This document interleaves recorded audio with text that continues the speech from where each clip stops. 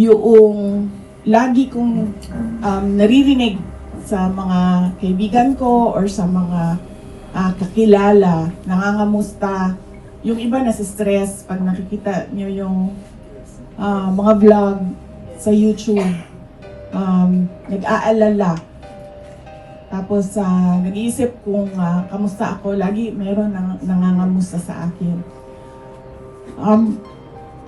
Okay lang ako kasi lumaki naman ako sa politika.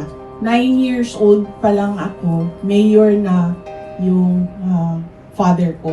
At tuloy-tuloy yun, hindi na tigil yun hanggang naging president siya. At kapag noon ganyan din ang politics sa Davao City. May siraan din, black propaganda din.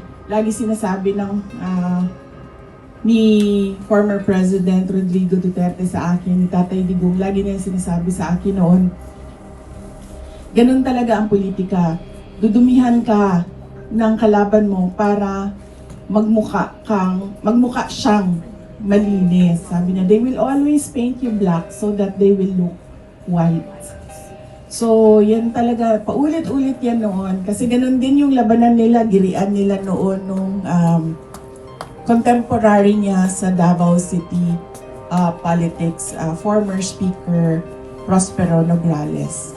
So, kaya ako, hindi na ako nagtaka noong ganun ang nangyayari.